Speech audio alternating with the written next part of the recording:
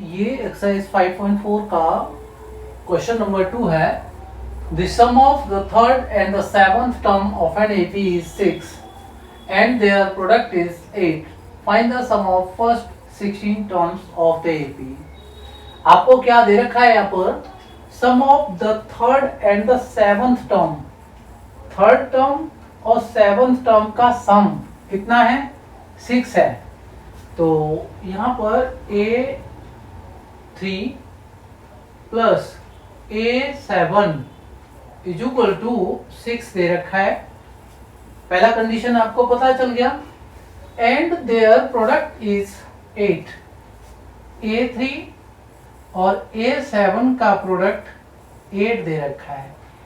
एक आपका कंडीशन ये और दूसरा कंडीशन ये, ठीक है। Find the sum of first 16 terms of the AP. हमें निकालना क्या है? एस ऑफ 16 निकालना है, राइट। इतना क्लियर हो गया होगा। Sum of the third and the seventh. S of 3 S of 7 नहीं है। थर्ड A3 सेवंथ A7 इनका सम 6 दे रखा है। उनका प्रोडक्ट सेम का A3 into A7 is 8। You are given. दो कंडीशन दे रखी हैं। सम ऑफ फर्स्ट 16 टर्म्स निकालना है। S16 आपको पूछा है, ठीक है। अब S16 निकालने के लिए यानी सम ऑफ टर्म्स निकालने के लिए मुझे किसकी आवश्यकता होती है? कौन कौन से टर्म्स मेरे पास होने चाहिए? तो S ऑफ n का फॉर्मूला क्या बोलता है? S of n is equal to होता है मेरा n/2 2a plus n-1 into D. देखो एक सीधी सी बात है, n/2 a प्लस l मैंने क्यों नहीं रखा? a प्लस l में लास्ट टर्म होना चाहिए। अब यहाँ A3 A7 इन्वॉल्व है, इसका मतलब a d और n की वैल्यू चाहिए मुझे, तो a और d चाहिए। n आपका दे रखा है 16। कितना दे रखा है? s ऑफ 16 चाहिए, तो n इज इक्वल टू 16 आपका दे रखा है। x 16 निकालना है मुझे, तो S16 S ऑफ n का फॉर्मूला मैंने पुट करा। अब मैं इसको ऐसे भी करूँ, S16 क्या चाहिए मुझे? 16/2 रख दिया मैंने। मेरे पास क्या नहीं है? A नहीं है, n है मेरे पास, D नहीं है। इसका मतलब मुझे A और D पहले कैलकुलेट करना पड़ेगा। तो ये मैंने यहाँ आपको क्यों समझाया है, ठीक है। मुझे क्या निकालना है? मुझे A निकालना है अभी, मुझे D निकालना है अभी, ठीक है ना। A और D निकालूंगा। अब मैं किसका यूज करूंगा? मैं इसको रब कर देता हूं। ये तो जस्ट आपको समझाने के लिए मैंने किया था, ठीक है ना। मैं A और D निकालूंगा, इनका यूज करूंगा जो दे रखा है मेरे को। A3 plus A7 is equal to कितना? 6। तो A3 को मैं A प्लस 2D लिख लेता हूं, इतना पता होगा। A7 को मैं A प्लस 60 लिखूंगा, ये 6। इन दोनों का ब्रैकेट ओपन कर दूंगा क्योंकि आपका प्लस का साइन है बीच में, ठीक है। साइन चेंज नहीं होंगे। तो ये 2a plus 8d is equal to 6 और 2a कॉमन ले लेता हूँ यहाँ मैं, तो ये a plus 4d is equal to 6 है। तो 2 इधर शिफ्ट कर दूँ तो यहाँ से 2 हटेगा, यहाँ अपॉन में 2 जाएगा, ठीक है। तो 2 3 कितना आ जाएगा आपका? 3 आ जाएगा राइट साइड में। और a प्लस 4d मेरा कितना बन जाएगा? 3 बन जाएगा। इतना क्लियर होना चाहिए। अब देखो एक कंडीशन तो मैंने जो दे रखी थी उसके अकॉर्डिंग ये इक्वेशन बना ली, ठीक है। क्या दूसरी वाली कंडीशन के अकॉर्डिंग भी मेरी कोई इक्वेशन बनेगी? दूसरी कंडीशन है A3 into A7 is equal to 8। इसको लिखेंगे हम a प्लस 2d और ये हो जाएगा मेरा a plus 6d is equal to 8। यहाँ कंफ्यूजन रहता है भाई। देखिए क्या कंफ्यूजन है आपको यहाँ पर? a प्लस 2d है, a प्लस 6d है, इंटू कितना है? 8 है। अब मैं किसी एक ही वेरिएबल में इसको निकालूं, एक ही वेरिएबल में करके, या मैं इन दोनों टर्म्स का मल्टीप्लाई करूं जो ब्रैकेट के अंदर हैं, तब जा करके करूं। देखो दोनों टर्म्स का मल्टीप्लाई कर लेंगे तो भी सॉल्व हो जाएगा। वैसे मैं आपको बता दूं, ये जो a प्लस 4d है ना मेरा, यहाँ से मैं a की वैल्यू निकाल लेता हूँ। क्या निकाल लेता हूँ? a की वैल्यू निकाल लेता हूँ। तो ये मेरा जो a plus 4d is equal to 3 है ना, a is equal to 3 minus 4d हो जाएगा। a की वैल्यू कितनी हो जाएगी 3 माइनस 4d। इसमें मैं a की वैल्यू 3 माइनस 4d पुट कर देता हूं, ठीक है। तो ये 3 माइनस 4d प्लस का 2d, दूसरे ब्रैकेट में 3 माइनस 4d प्लस का 6d। इससे बहुत इजी हो जाएगा आपके लिए। वैसे आप मल्टीप्लाई करोगे इस टाइप का इक्वेशन बनेगा, कंफ्यूज भी हो जाओगे, ठीक है। लेकिन ये आपके लिए इजी मेथड है। यहाँ से a equal to 3 minus 4d आपने कर देना है। और ऐसे क्वेश्चन जब आते हैं ना तो अक्सर आपको यही करना होगा। तो ये आपका कितना हो जाएगा 3 माइनस का देखिए 4d और प्लस का 2d, 3 माइनस 2d, राइट। ये मेरा कितना हो जाएगा 3 प्लस का 2d हो जाएगा। आपको समझ में तो आ ही रहा होगा, ठीक है। और 8, ये a प्लस b और a माइनस b वाला आपको फॉर्मूला आता होगा, एल्जेब्रिक आइडेंटिटीज आपको पता होगी। a माइनस b और a प्लस b यानी a square minus b square होता है। तो ये 3 का स्क्वायर, ये 2d का स्क्वायर इज इक्वल टू 8, ठीक है। अब ये क्या हो जाएगा 3 3 या 9 हो जाएगा। यहाँ तक आपको समझ में आ गया होगा। 3 3 या 9 और 2d का स्क्वायर कितना होगा 4d square is equal to 8। आप 4d स्क्वायर को इधर शिफ्ट कर दीजिए राइट में, तो 4d स्क्वायर हो जाएगा पॉजिटिव, 9 लेफ्ट में है, 8 को इधर शिफ्ट कर लीजिए तो माइनस का कितना 8 हो जाएगा।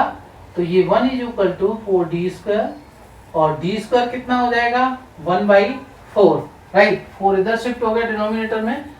d ये आपका हो जाएगा d is equal to square root 1/4 और प्लस और माइनस का साइन आता है आपको पता होगा। -5 का स्क्वायर 25 होता है और प्लस 5 का स्क्वायर भी 25 होता है। तो d की यहाँ पर दो वैल्यू आएंगी, प्लस माइनस एक हो जाएगा ये 1/2 है ना, और दूसरा हो जाएगा माइनस का 1/2, ठीक है ना। तो d की दो वैल्यूज आपको क्लियर हो गई होंगी, एक प्लस का 1/2, एक माइनस का 1/2 है। a की वैल्यू निकालेंगे तो a plus 4d is equal to 3 है। पहले हम प्लस का हाफ रख लेते हैं, तो a प्लस 4 इंटू प्लस का हाफ इज इक्वल टू 3। तो 2 2 जा a इज इक्वल टू कितना आया 2, इधर माइनस कर देंगे 1 आ जाएगा। अगर मैं d का वैल्यू माइनस का 1/2 पुट करता हूं तो a plus 4d is equal to 3, a plus 4 into minus 1/2 है। तो ये लेफ्ट में माइनस का आपका कितना हो जाएगा 2 हो जाएगा। a minus 2 is equal to 3, तो a इज इक्वल टू कितना हो जाएगा 5 उस केस में। तो देखिए a की दो वैल्यूज हो गई और d की भी दो वैल्यूज हो गई, ठीक है। a की दो वैल्यूज कौन सी आएंगी यहाँ पर मैं मेंशन कर देता हूँ। कितना है, पहला मेरा 1 है और दूसरी वैल्यू क्या है a की 5 है, ठीक है। ये ध्यान रखना है 1 है और 5 है। d की कितनी वैल्यू है मेरी, d का वैल्यू प्लस का 1/2 है, प्लस का 1/2 है एंड माइनस का 1/2 भी है। मैं इसको ऐसे कर लूँ, ऑब्लिक साइन दिख रहा है 1 एंड 5, एक ले लो या 5 ले लो, हाफ ले लो माइनस का या हाफ ले लो प्लस का d का वैल्यू। अगर देखिए a और d की वैल्यू आपकी क्या हो रही है, चेंज हो रही है, सीधी सी बात है। a और d की वैल्यू चेंज हो रही है तो क्या सम ऑफ 16 टर्म्स आपका चेंज नहीं होना चाहिए। अक्सर बच्चे लोग यहाँ एक मिस्टेक कर देते हैं, d इक्वल टू केवल हाफ रख लेते हैं, बस d इक्वल टू हाफ रखा, वहां पर एक जो है देखिए सम ऑफ 16 टर्म्स में एक वैल्यू ठीक होगी, ठीक है। दूसरा वैल्यू तो आपने निकाला ही नहीं। यहाँ पर अगर d की वैल्यू 2 है ना तो a की वैल्यू भी 2 हो जाएंगी और सम ऑफ 16 टर्म्स भी 2 आएंगे, ध्यान रखना है आपने, ठीक है। जो कॉमन डिफरेंस है फर्स्ट टर्म दोनों डिफरेंट हैं आपके, तो ऑब्वियस है कि सम ऑफ 16 टर्म्स भी इसमें डिफरेंट आएगा, राइट। अब देखो सम ऑफ 16 टर्म्स निकालते हैं हम लोग। सम ऑफ 16 टर्म्स यानी s of n is equal to n/2, this is 2a plus n minus 1 into d। s ऑफ 16 निकालेंगे तो 16/2। हमने एक बार a की वैल्यू देखिए, अगर यहाँ पर प्लस का हाफ रखा है तो a की वैल्यू कितनी आई है 1 आई है, ठीक है। तो एक केस में अब ध्यान देना है, a की वैल्यू मैंने अगर 1 रखी है तो d की वैल्यू प्लस की हाफ होगी। d की वैल्यू किसकी होगी? प्लस की हाफ होगी। एक बार ये लेना है पहले केस में। दूसरे केस में a की वैल्यू कितनी आई है मेरी? 5 आई है, तो d की वैल्यू कितनी हो जाएगी? d की वैल्यू कब आई है? 5, माइनस का हाफ रखा है, ठीक है। तो देखिए ये दोनों केस मुझे लेने हैं। पहले केस में मैं a और d ये रखूंगा, दूसरे केस में a और d में ये रखूंगा। तो ये पहला केस है, इसमें a मेरा कितना हो जाएगा? 1, तो 2 इंटू 1 प्लस कितना? 16 माइनस 1 इंटू प्लस का half, right, this is 8 and 2 plus 15 का हाफ कितना हो जाएगा?